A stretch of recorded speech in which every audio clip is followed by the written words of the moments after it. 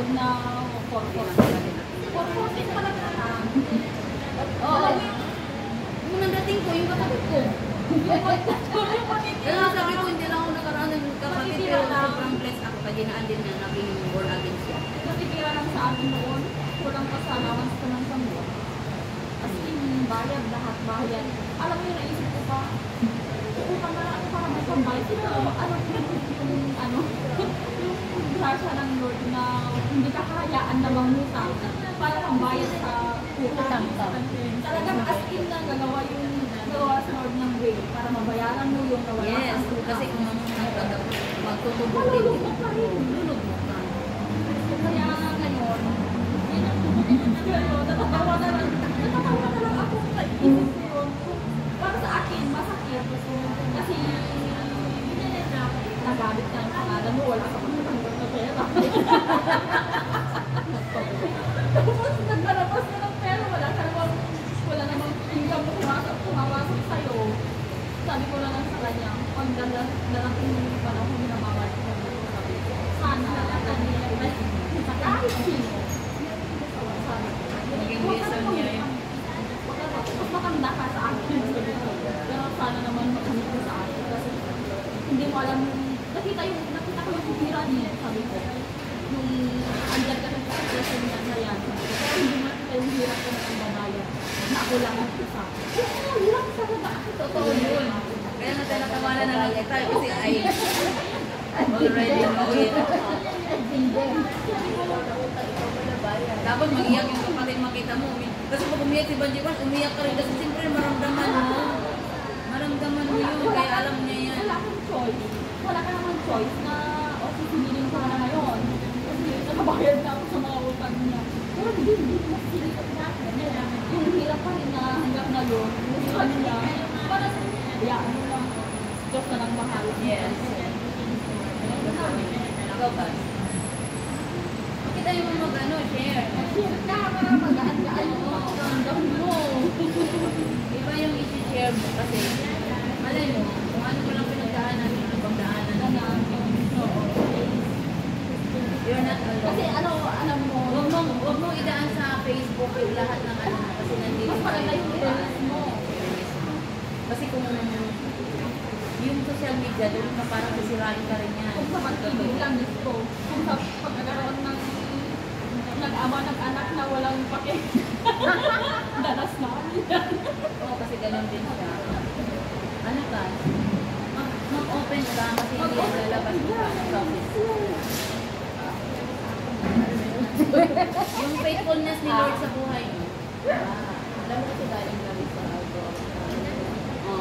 So, hindi pa lang yung gusto namin. Tapos, meron pa lang na namin sa iba. Parang gano'n yung mayroong ibang ano. Oo,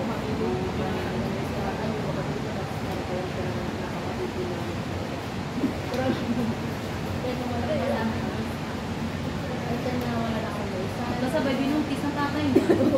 Tapos, din yung literal. Oo.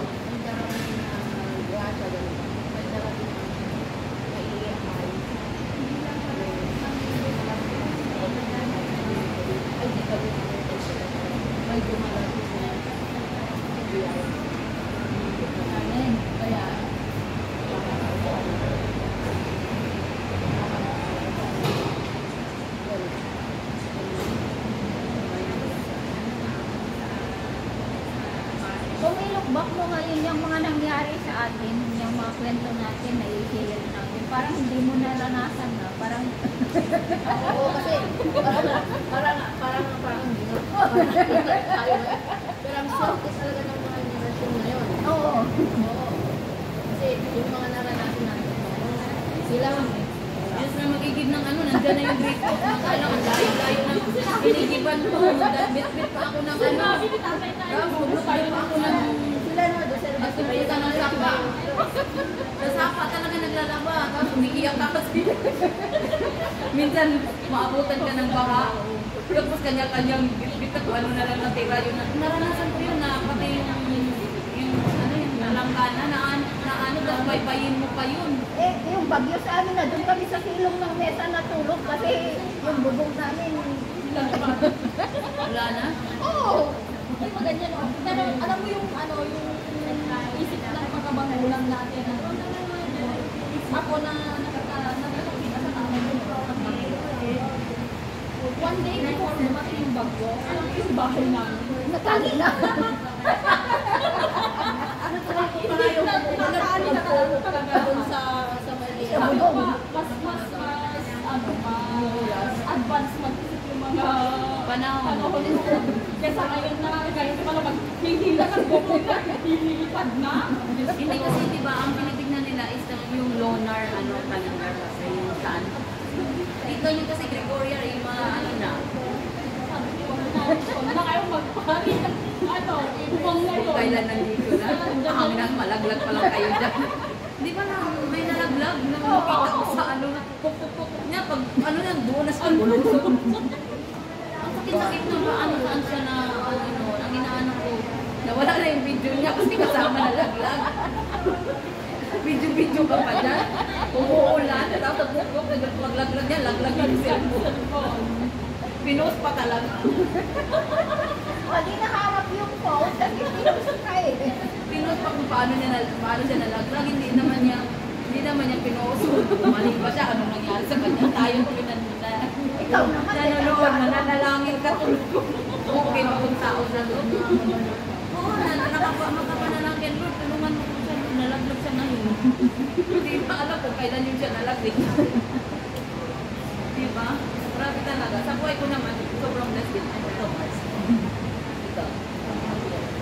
Amen. Amen. Diba? Kasi nandito siya. Nagsimba na siya. Lord, thank you. So, number 2 na. Berto na tayo. Share a personal experience when you witness God's faithfulness in the midst of a trial. Sa'yo, Mars. Diba, Mars? Yes. Sobrang ano.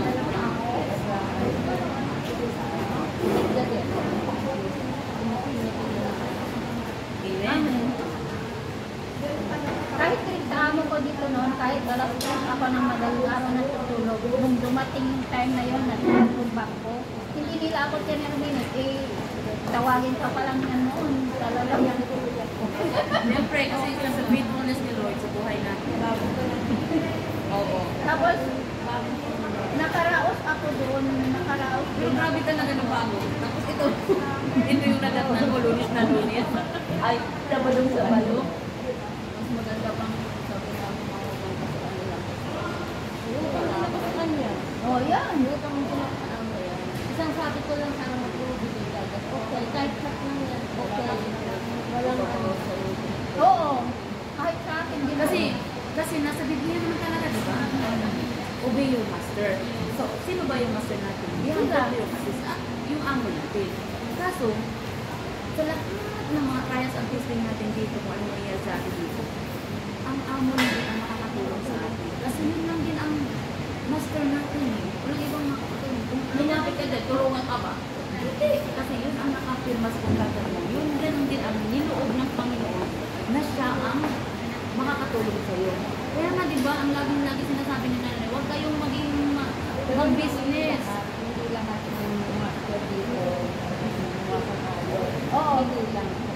Oo, kasi lahat naman din tayo dito, pinilang Dito, din.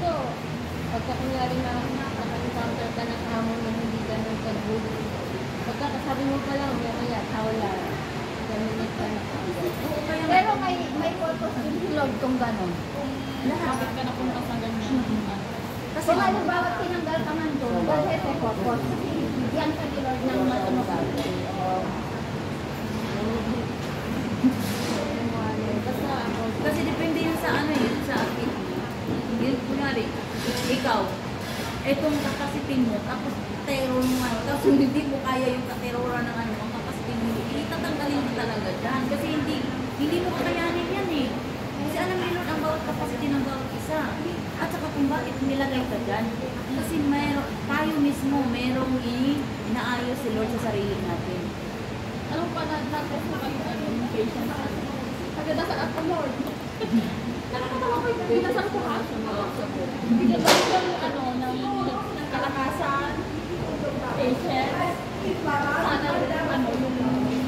masipagad. Kasi, alam mo yun, always narinig mo. Tapos parang ilang taon ka na sa natatakot ka na. Tapos, puro yung patience talaga. Itong as inasubok. Alam mo, sinabihan ako ng ko, nag-sorry na ako. Alam ko naman, kaya nag-sorry ako. Alam mo, sabi na ako. Sa nasa ako nagkakahimikan ko. Hindi ko talaga kinigo.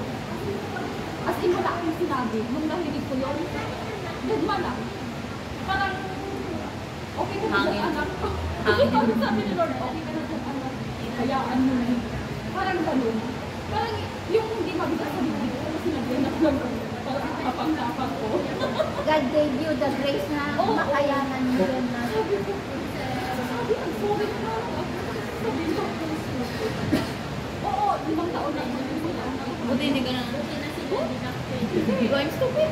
You look stupid. Alam mo yung nakaraan na ilang minuto, parang nasabi ko yun. Yung parang sa utak ko na lang na, bakit sinabihan ako ng isa? Bakit siya hindi? Ganun. Late reaction. Parang sabi niya sa akin, bakit pag nagagalit ako, sabi niya, kasi nagsahod na ako, nagsahod niya ako. Sabi niya, bakit pag nagagalit ako, binibigyan ako ng bad face. Kaya ka na matuwa Sabi ko, ikaw ba naman na pinapagalitan mo ako, nag-sorry ako sa iyo. Pero kailangan ko yung kanina. Siguro yun, ang alam ko, hindi ko narinig ko. Kahit sakit pa, dalawang dito yung pamilya natin. Kahit mag-check ko ako, kung mag-check in Chinese pa, sabi ko, alam mo ko, sabi ko. Sinabi mo siya. Kapag nagsasakot ako, nagsasakot ako. Dati inanong mo sinabi mo kasi para maranasan mo. Sabi niya, kung magagayat ako sa akin, hindi mo ako bigyan ng Sad up. Oo, hindi. sabi ko, okay, ganun na lang. Kaya naman natatawa ka eh. Hindi ko naman nagulubos paisip pag pinapagalitan, tatawanan. Hindi ko lang alam kung mag-insulto or what. Sila lang magalit, di ba?